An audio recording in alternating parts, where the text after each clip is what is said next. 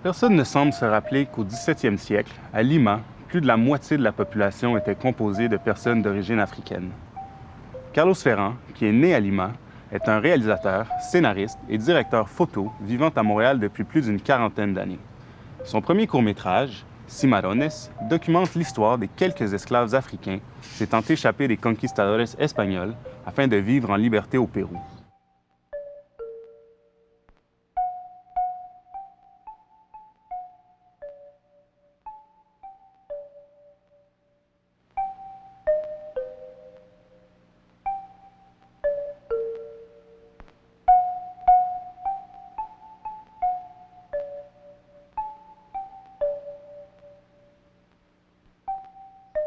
Le film reconstitue un incident s'étant déroulé le 8 mai 1808, alors qu'une bande de cimarrones tend une embuscade à une caravane espagnole en route vers l'exécution de 2 esclaves prisonniers. Alors que depuis quelques semaines, des millions de personnes partout en Amérique et ailleurs dans le monde s'organisent pour lutter contre le racisme, nous sommes allés à la rencontre de Carlos Ferran, pour qui le vivre ensemble, la diversité et le rapport à l'autre ont toujours été des grandes sources d'inspiration. Comment ça a été ton premier contact avec Montréal? Avec Montréal. Avec Montréal.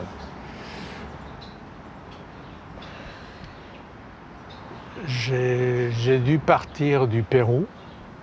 J'avais déjà voyagé, j'avais déjà passé par ici. Et je trouvais que c'était une ville tranquille avec très peu de trafic. Et j'ai aimé aussi le fait qu'on parlait français, qu'on ne parlait pas anglais, même si ma deuxième langue est l'anglais. Je me suis dit que c'était un endroit où on allait protéger les différences culturelles. Maintenant, j'aimerais revenir en fait à commencer par ton premier court-métrage, en fait, Cimarrones. Est-ce que tu peux nous en parler un peu? Donc, premièrement, qu'est-ce que ça veut dire, Cimarrones? Cimarrones est le nom que les Espagnols donnaient aux chevaux qui s'échappaient en liberté. Les chevaux qui n'étaient pas domptés, qui étaient seuls dans la... libres, quoi. Alors, quand on a donné le même nom aux esclaves africains qui s'échappaient de la hacienda, les marrons. Ils auraient pu réussir à s'échapper et à vivre libres sur cette terre inconnue. On les appelait cimarrones.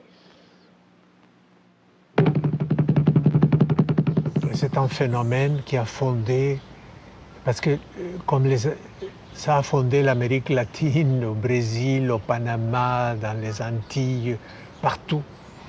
Et même le tango est influencé par la chanson, par la musique, par le rythme africain. Ça, les Argentins ne vont pas l'accepter, mais c'est la vérité. Alors, les Africains ont eu une immense influence avec toutes les Amériques. Pas seulement en Amérique du Nord, mais partout. Alors, c'est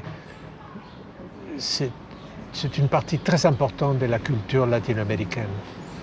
Puis qu'est-ce qui t'a poussé, en fait, à faire un film à propos de cette partie-là de l'histoire? Ça a été quoi tes motivations?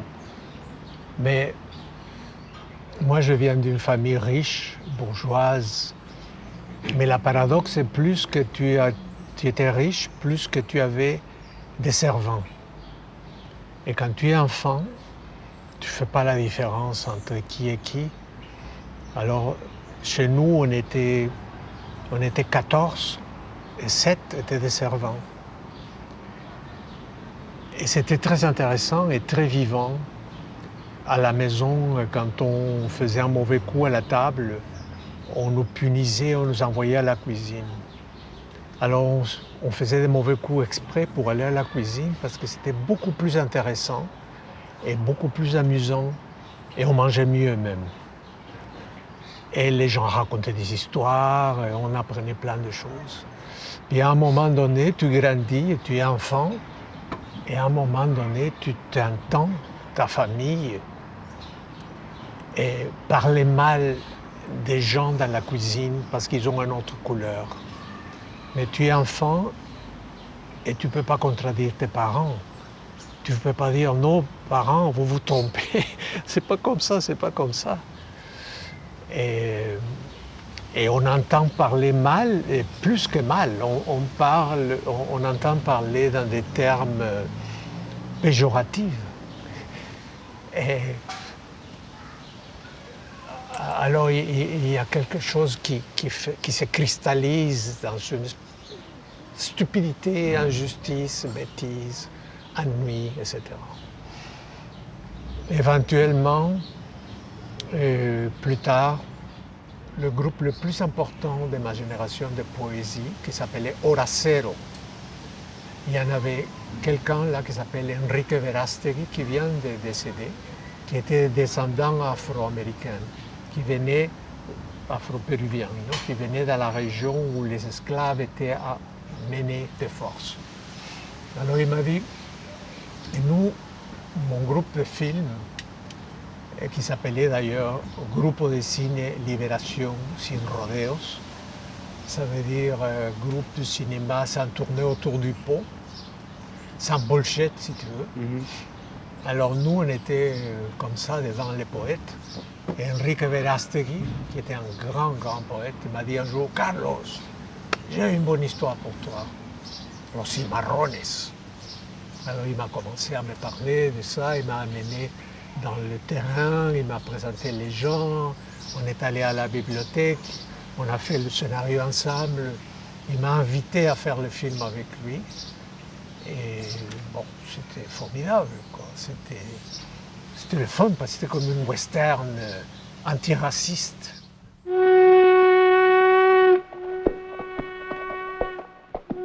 Je trouve ça intéressant que ça soit encore aussi actuel aujourd'hui, même 40 ans après. Qu'est-ce qu'on peut en retirer aujourd'hui encore, même si ça a été ton premier court-métrage puis que ça fait 40 ans déjà? Mais la même raison pour laquelle il y a l'explosion de la rébellion Floyd contre le racisme qui est mondiale, c'est comme si on découvrait que le racisme existait aujourd'hui. Et c'est la même raison qui a fait que le film n'a jamais été vu. Parce que les gens ne veulent pas parler de racisme. Les gens se sentent inconfortables ou ils sont contre les Afro-Américains et ça leur donne de mauvais souvenirs, ils se sentent coupables et c'est très complexe. Alors ce film-là, Cimarrones, ça a été pas vu pendant 50 ans. Tu sais, pour les mêmes raisons que les gens n'ont pas voulu voir que le privilège blanc existe, que le racisme existe, que les gens aux États-Unis avec le coronavirus, les plus atteints sont latinos, blancs, noirs. C'est comme un révélateur de classe et de pouvoir qui est implacable d'ailleurs. Alors, c'est pour ça.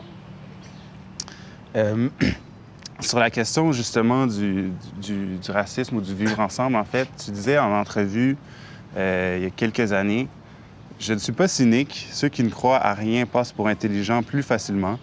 Je ne suis pas non plus fervent d'optimisme, mais de possibilisme. Les choses vont probablement s'envenimer, mais il est possible que ça aille mieux aussi. » Ça, c'était en 2012, dans une entrevue à la presse, je pense. Avec le recul, après 8 ans, qu'est-ce que tu penses? Est-ce que tu penses que la situation a empiré ou s'est améliorée? Non, mais là, ce que je trouve extraordinaire, c'est qu'on puisse parler de racisme. C'est une libération extraordinaire, que ça soit mondial, et qu'il y a autant de Blancs qui sont pour, surtout des jeunes. On ne laisse pas le travail juste pour les gens qui ont été exclus. On est tous ensemble, et c'est mondial. Alors ça c'est fantastique, je trouve que c'est extrêmement positif.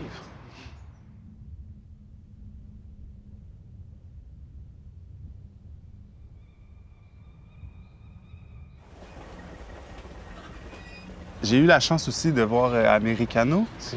Puis il y a une scène, en fait, où tu vas rencontrer tes amis à New York. Ayuba, qui est professeure d'histoire dans le East Side à New York, elle dit quelque chose d'intéressant. Elle dit « I think racism in America will always be. I don't think it will change ever in this country. It's been too long and you see it on a daily basis. » Où est-ce que tu te situes par rapport à cette affirmation-là qu'on ne pourra jamais passer au travers, dans le fond? Regarde, je lui ai parlé hier parce qu'on est toujours amis. Et d'ailleurs, je dois te raconter qu'on est amis à cause des Cimarrones. Parce qu'eux, ils venaient toujours au festival de jazz. Et un jour, on a frappé à ma porte. Il y avait Ayoub El-Hissani. Et il m'a dit « Bonjour, Ayoub El-Hissani. Toi, tu es Carlos ?» J'ai dit « Oui. » Nous, on a vu Cimarrones, on a aimé Cimarrones. Imagine-toi que quelqu'un frappe à ta porte à cause d'un film. C'est extraordinaire. Et jusqu'à aujourd'hui, on est amis. Alors, je lui ai posé cette question-là. Et elle m'a dit non, les choses sont en train de changer, finalement. Et quand j'ai vu Spike Lee à la télévision, à qui on lui a posé la question, est-ce que vous pensez que les choses, qu'on peut avoir un peu d'espoir que les choses vont changer? Il a dit la même chose. Et j'étais content de l'entendre. Ben, c'est bon, ça veut dire qu'il y a eu une certaine évolution quand même en peu de temps, en une dizaine, vingtaine d'années. On est capable justement, comme tu disais, d'en parler, d'apporter le sujet sur la table, puis de prendre conscience de ça. Mais ce n'est pas une évolution de 10 ou 15 ans. C'est une évolution qui existe depuis au moins que je suis enfant. Moi, je n'ai pas inventé l'importance de faire Cimarrones. À l'époque, il y avait le féminisme. La raison pour laquelle il y a un professeur ou une personne noire qui nous parle d'histoire, parce que c'était évident à l'époque que c'était important que quelqu'un de couleur raconte leur propre histoire. Il y a une femme dans le film qui donne un coup de poing. D'ailleurs, il y a une femme là-dedans. C'était important qu'une femme soit là. Toutes ces choses-là, il semblait la découvrir aujourd'hui. Mais non, ça existait depuis toujours. On n'a pas voulu en parler, ça c'est différent. Mais pour ceux qui voulaient l'entendre, on était nombreux à dire le racisme, c'est la bullshit, c'est la stupidité la plus extraordinaire. C'est comme un mauvais film de science-fiction. C'est pas possible qu'on vit dans le 21e siècle et qu'on pense que quelqu'un est meilleur ou pire à cause de la couleur de la peau. C'est comme... On aimerait tellement pouvoir être au-delà de ça. Quand on lit Aimé Césaire, qui à mon avis est un des plus grands poètes de l'humanité occidentale, ou comme tu veux et c'est un poète extraordinaire. Et il ne parle que de race, que de colonialisme. À un moment donné, je dis, merde, s'il n'avait pas été coincé dans ces situations que les blancs, que les noirs, que les blancs qui veulent toujours écraser tous les autres, il aurait pu parler d'autre chose. C'est enrageant. Finalement, c'est enrageant.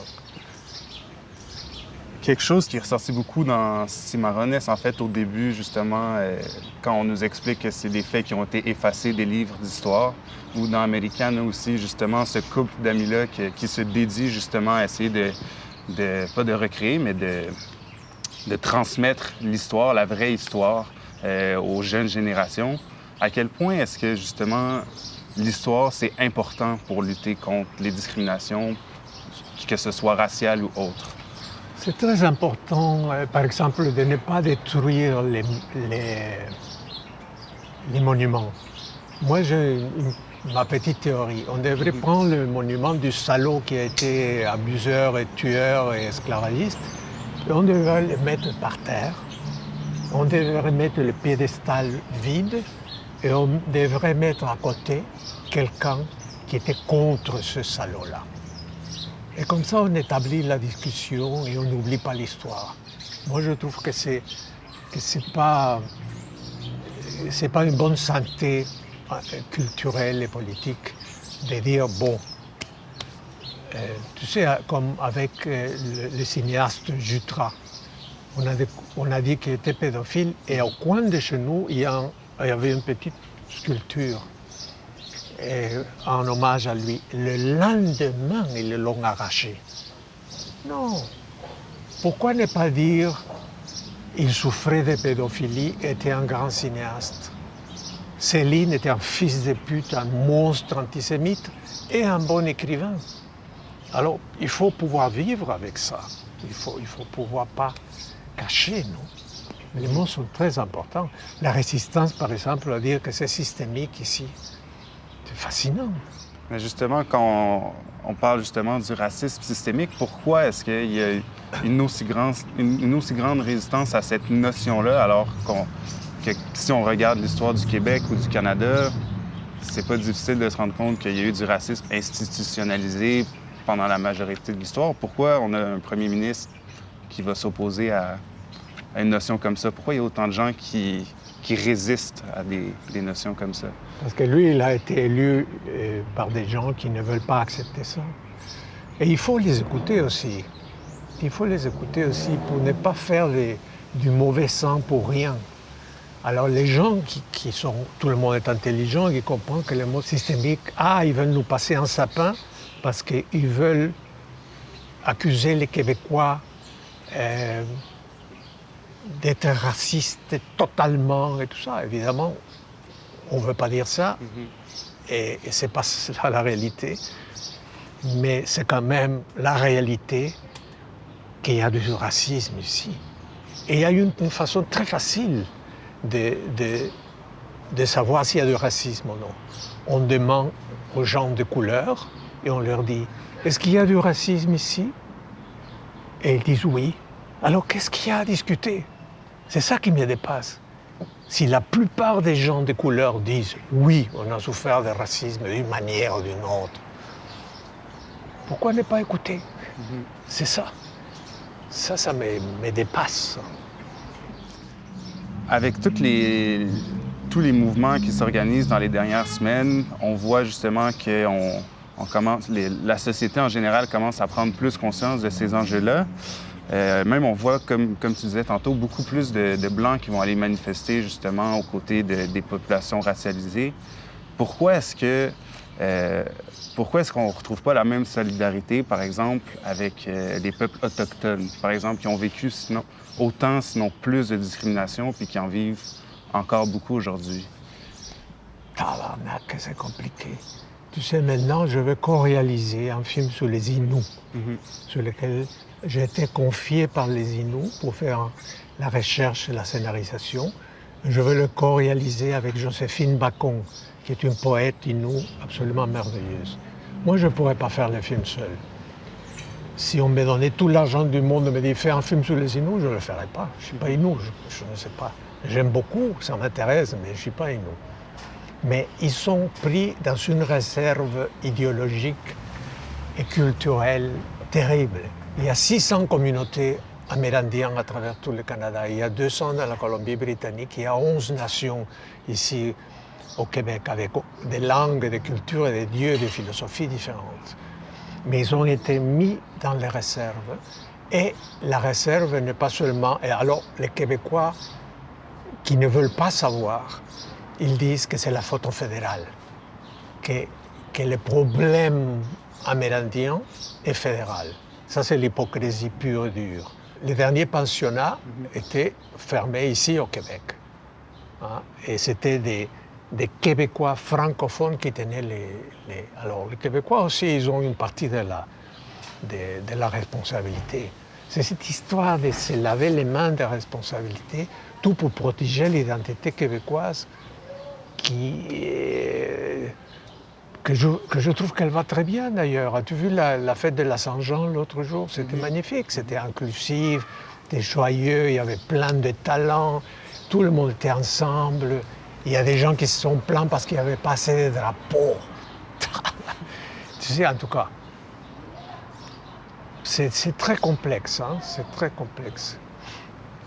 C'est très complexe. Et je n'arrive jamais à démêler suffisamment la complexité de l'identité québécoise vis-à-vis les Autochtones. L'autre fois, j'étais chez moi et j'avais un libraire qui travaillait dans une librairie importante ici à Montréal. Et on parlait de Hannah Arendt, de toutes sortes de choses. J'ai fait un film sur Walter Benjamin, le philosophe. Alors, on parlait de Hannah Arendt, le philosophe, Heidegger, oui, ouais, tout, super sophistiqué. Et je lui ai dit, bon, le seul problème et l'angle mort ici au Québec, c'est les Autochtones.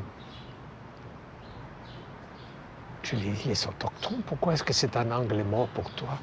Et il m'a dit, je ne saurais pas par où commencer. à m'instruire, à comprendre. Alors je lui ai montré, regarde, là, parce que j'étais en train de faire la recherche pour mon film, sur le film que je veux co-réaliser sur les Inuits, il y avait une collection comme ça de livres sur les Inuits. J'ai dit, la moitié de ces livres-là, je les ai achetés là où tu travailles, mon hostie. Alors viens pas me dire que tu ne saurais pas par où commencer. Non, c'est enrageant, ça. On ne veut pas savoir. Dans Americano, tu voyages dans beaucoup de pays en Amérique, puis on a l'occasion de voir différentes cultures autochtones. Est-ce que ce serait quoi la différence, s'il y en a une, entre le rapport qu'on a justement avec les peuples autochtones en Amérique du Nord par rapport en Amérique du Sud? Est-ce que toi, tu vois une différence dans la façon, dans les relations qu'on entretient avec ces cultures-là? D'abord, il faut que je dise que c'est vraiment tellement intéressant parce qu'on ne s'approche pas d'une autre culture par compassion ou par militantisme, parce que les pauvres Inuits et les pauvres Amérindiens, non. On s'approche parce que c'est fascinant, parce que c'est une grande richesse, parce que c'est le fun, parce qu'ils ont des histoires, des philosophies, des contes, des manières de voir, de cuisiner, de danser, de faire la musique qui sont captivants. Alors pourquoi ne pas s'approcher? Et je trouve que, dans ma tête, je les appelle peuples de la terre, non? C'est des gens qui ont toujours vécu proches de la terre, entre autres, parce que la terre leur a été volée par les Blancs, par les colonisateurs, qui sont arrivés ici invités et ils ont pris possession de la terre. Alors ils sont mis de côté, mais ils sont vivants. Et ils sont vivants et je me méfie un peu de ce truc un peu facile, les spiritualités, la mère terre et tout ça. Ça devient comme un cliché. Ça devient comme un cliché. Mais c'est une capacité de résistance, la valeur de l'oralité et de la légende, la technologie qui est toujours inclue dans le langage et dans les visions de la comment est-ce qu'on dit, cosmogonie. Ça, je trouve que c'est en commun. Comment on fait pour être conseil pour tout le monde, en fait? Là? Quel conseil tu donnerais justement aux gens qui s'intéressent pas à ces cultures-là, qui vont pas vers l'autre, qui essaient pas de comprendre les autres cultures? Parce qu'au final, c'est comme ça que le vivre ensemble va mieux se porter, que ça soit ici ou ailleurs, partout dans le monde. Comment on fait pour encourager justement ce fait d'aller vers l'autre, pour s'intéresser à sa culture, pour rencontrer l'autre, pour devenir l'autre, comme tu disais Regarde, moi, je viens d'un pays profondément raciste, qui est le Pérou, profondément raciste et profondément sexiste. Et je me rappelle que quand on était petit et on voyait les femmes enceintes, on avait le sentiment qu'elles étaient malades. Et je pense qu'il y a le même rapport avec les Autochtones. On pense que les Autochtones sont un problème, qu'ils souffrent d'une certaine maladie. Non? Ils ne sont pas enceintes de la richesse d'une culture et d'une façon de voir le monde qui est extraordinaire. Alors je pense que tant que les gens continuent à voir les Autochtones, comme je voyais les femmes enfantes quand j'étais enfant, comme des malades, comme des fragiles, au lieu de savoir qu'elles sont d'une force extraordinaire, ça, on ne va pas changer. C'est l'histoire de les voir comme un problème, mais pas comme une richesse, pas comme quelque chose, le fun, tu vois. Quand tu voyages avec les Inuits, ils rient tout le temps. Les Inuits aussi, j'ai filmé le plus possible avec les Inuits. Ils rigolent à la journée longue. Et c'est vraiment intéressant. C'est ça pour moi que je dirais qui est le mot-clé. C'est intéressant. C'est riche. Puis comment on fait à partir de maintenant pour intéresser les gens? Mais regarde, les jeunes changent. Quand tu vois, l'autre jour, j'étais à la manifestation antiraciste, beaucoup de jeunes blancs, tu sais, qui ont ras-le-bol de se faire dire qu'ils sont racistes juste parce que leurs parents étaient racistes. Regarde la jeunesse allemande, après les nazis. Tu ne vas pas blâmer les jeunes fils des nazis comme des nazis. C'est des enfants Et aujourd'hui, ils sont totalement anti-nazis, tu vois. C'est pas dans la génétique, cette affaire-là. Alors il faut juste changer et dire, c'est pas un problème, c'est une richesse. Pour revenir à ce que tu disais au début sur les raisons qui t'ont amené à venir à Montréal, qui étaient la diversité, l'inclusion des différentes cultures, depuis tout le temps que tu es ici, est-ce que tu as vu une évolution dans le vivre ensemble? Attends, je veux te dire une chose, hein, pour être franc. Ouais. Quand je suis arrivé ici, j'étais très content d'être dans le métro et d'être le seul, d'être comme les autres. Je voyais que tout le monde était blanc et j'étais soulagé. J'étais quelqu'un de plus. Parce qu'au Pérou, quand tu es blanc et tu es bourgeois, on te prend pour quelqu'un d'autre. Et quand tu es indien, on te prend pour quelqu'un d'autre. Quand tu es noir et quand tu es japonais, les Japonais détestent les noirs et les noirs les indiens. Le racisme radioactif et le sexisme aussi. Alors, j'étais juste un être humain ici. C'est pas l'air, peut-être pas très élégant de le dire, mais mes premières 2 ans ici au Québec étaient formidables. J'étais dans la foule, j'étais blanc comme tous les autres. Je sentais soulagé de vivre comme au Pérou, avec les enfants qui pleurent tout le temps parce qu'ils sont pauvres et indiens et pas blancs, de sentir le racisme de ma famille, de ma classe sociale. Je ne voulais pas mourir dans la guérilla. J'aurais, à un moment donné, peut-être non, j'ai dit non. Alors j'étais soulagé de toutes ces horreurs, de toute cette injustice, de toutes ces inégalités. Alors, lâchement probablement, j'étais dans les métros, blanc comme tous les autres, et c'était un grand soulagement pendant quelques temps. Pendant quelques temps. Je ne me rendais même pas compte. Je me disais, qu'est-ce que c'est qui manque ici? Ça m'a pris 2 ans pour m'apercevoir. Il y avait un grand soulagement dans l'environnement. Je n'entendais pas les enfants pleurer. Ça m'a pris 2 ans à m'apercevoir que je n'entendais pas les enfants pleurer. Et les enfants pleuraient pourquoi? Par l'injustice, par le racisme, par le sexisme et par l'inégalité qu'il y a au Pérou.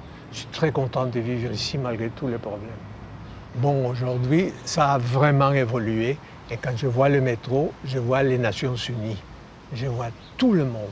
Et quand je vois la télévision, ils se trompent. Parce qu'il n'y a que des blancs. C'est une connerie.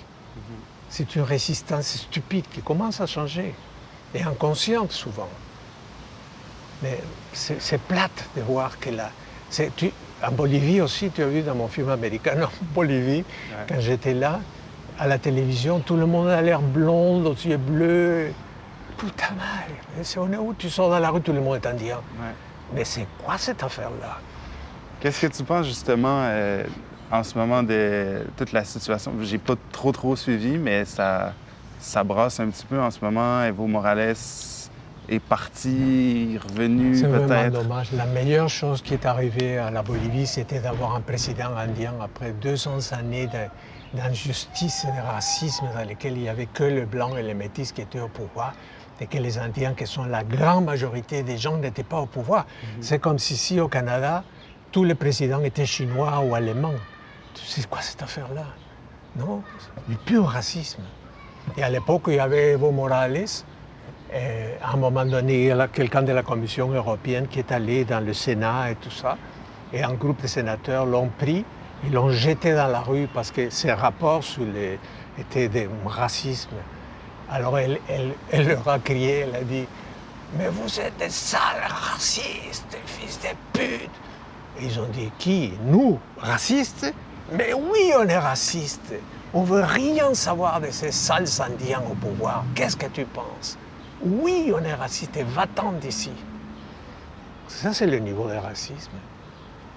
Hier, j'ai reçu 2 courriels des gens de ma classe, proches de moi, blancs, dans lesquels ils démontraient une telle haine raciste que ça m'a coupé le souffle.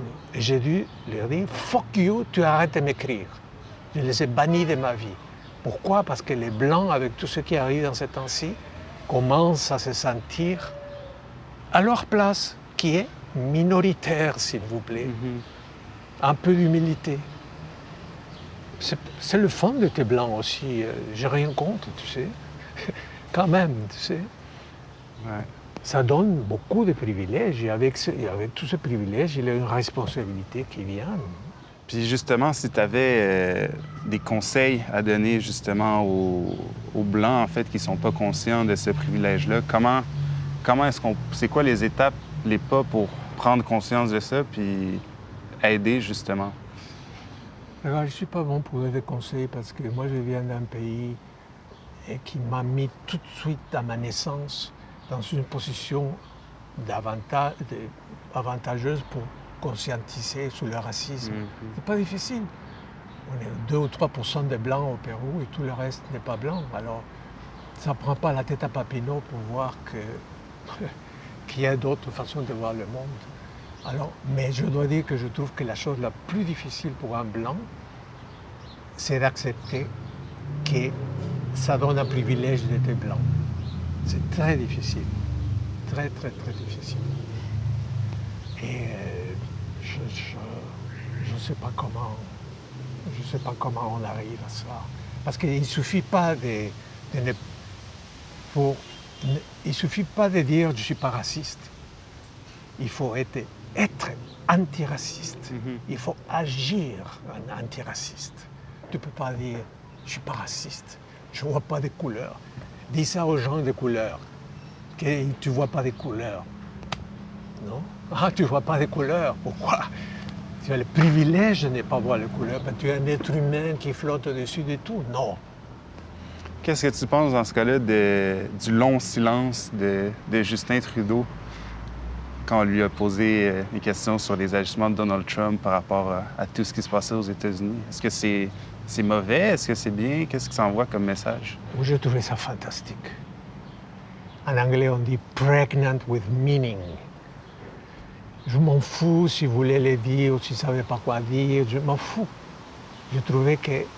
Moi, je pense qu'il y avait une partie de lui qui savait que parce qu'il aime le théâtre. Alors, les silences dans le théâtre sont importants.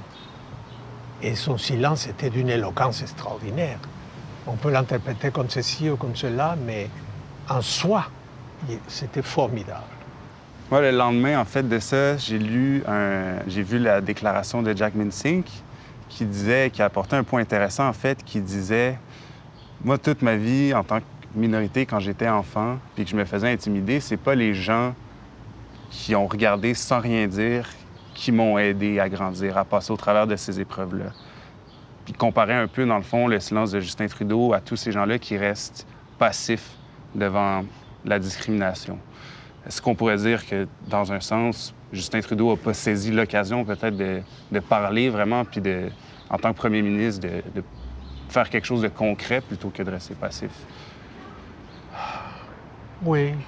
Moi, j'ai un ami qui trouve que son silence a interprété qu'il a perdu la chance.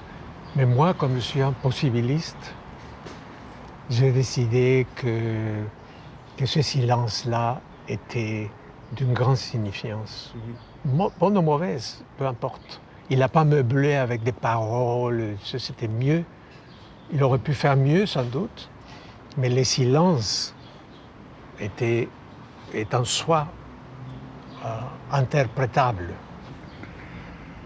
Merci beaucoup. C'est vraiment été une bonne discussion, très intéressante.